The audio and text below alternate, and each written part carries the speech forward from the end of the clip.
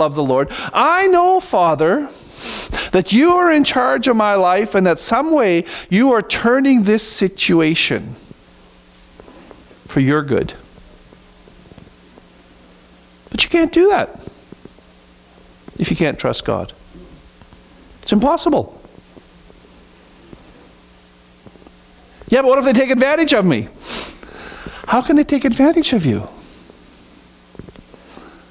Everything you are was already bought with a price. Come on. I've been bought with a price. We're not our own. The life that we now live, we live through faith in the Son of Jesus Christ. What are they going to steal from you when it's not yours?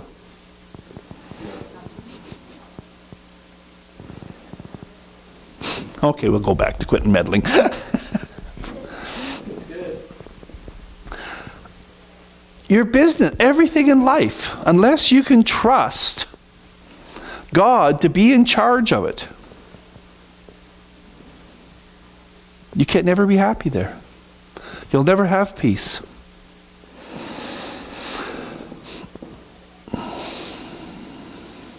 When things come against us, Jesus is the one that we need to turn to. Not everything is a bed of roses just because we became Christians. We still go through some trials. We still go through some struggles. As a Christian, we know that we have the ability to go through anything that comes against us because He lives in us. And greater is He that is in us than he that is in the world. We don't have to run. We have the ability to go through. We have the ability to come through as victorious on the other side. John 16, verse 33. Just a page over from where we were.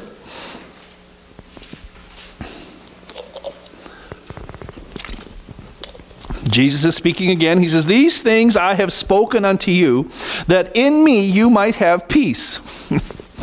In the world, where? In the world. Where do we live? In the world. You sure?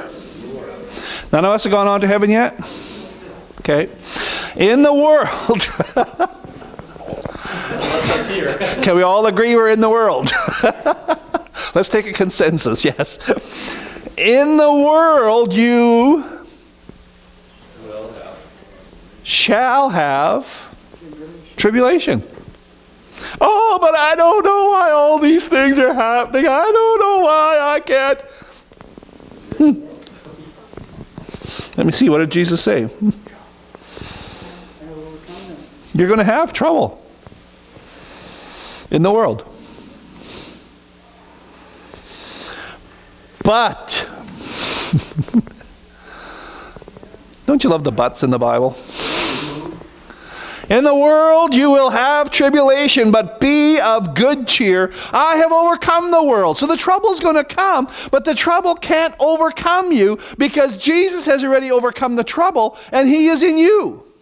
So you're going to have a few battles, you're going to have a few scars, there's going to be some stuff you're going to have to go through, but you don't have to worry. Cheer up.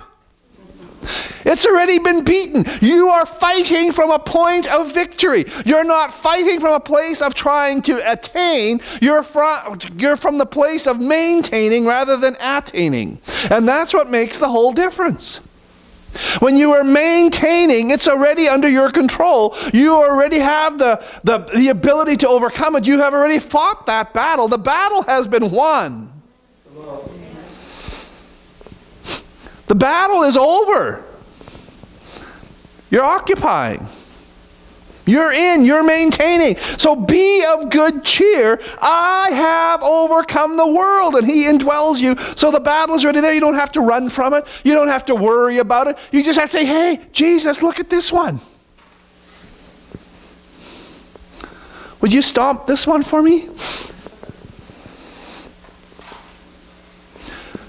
This guy forgot that he was beat. Do you want to show him again? While I watch and cheer from the sidelines? Be of good cheer. You already overcome. The battle's over. Well, it doesn't feel like it's over because you're looking at it from the wrong place. You're still looking like you're trying to get something that's already yours.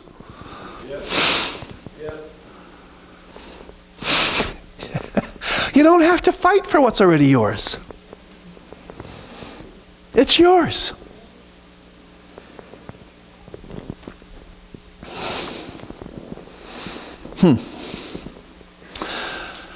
Okay.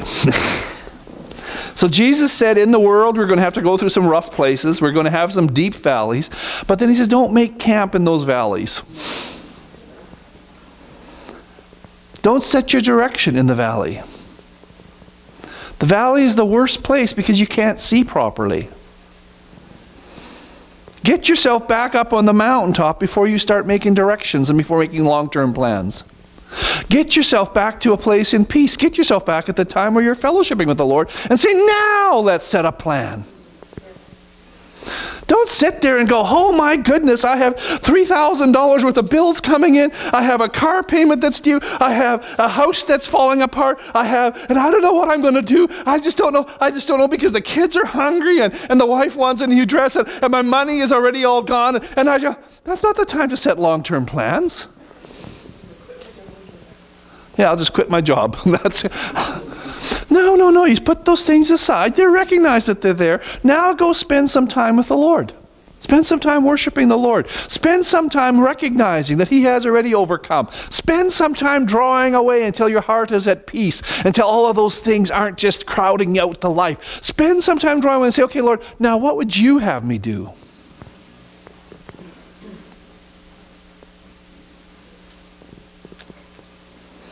Oh yeah, well that's fine for you to say, Pastor. You don't understand. By the time that happens, I'll already have lost my house. According to your...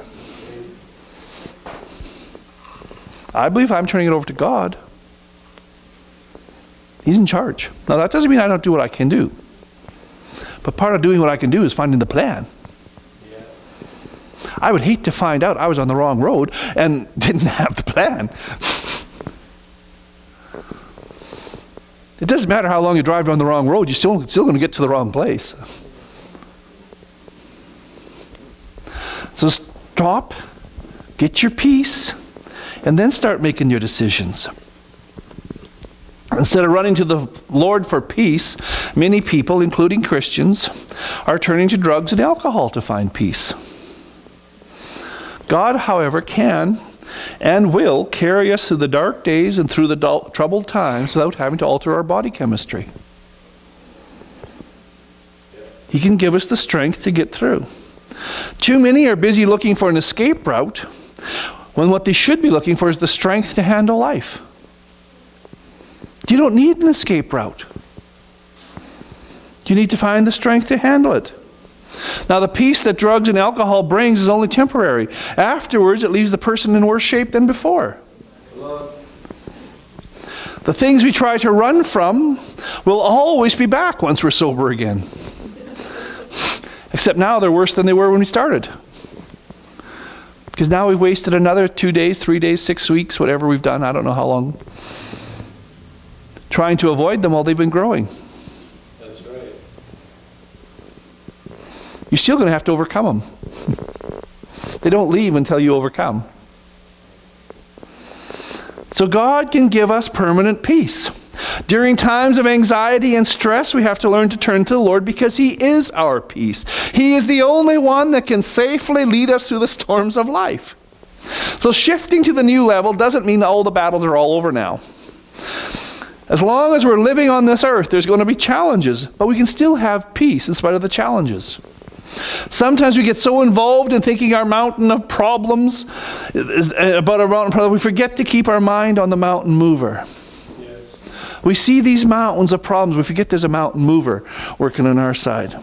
When we keep our minds on our Heavenly Father, we don't have to worry about the economy. We don't have to worry about the society, the earth, or everything else. Everything around us may be spinning, but our confidence will be steadfast in God and in His Word. In 1910, W.C. Martin wrote a song called "My Father Watches Over Me." Now, one line says, "I trust in God wherever I may be, upon the land or on the rolling sea. For come what may from day to day, my Heavenly Father watches over me." One of the old hymns that we used to sing.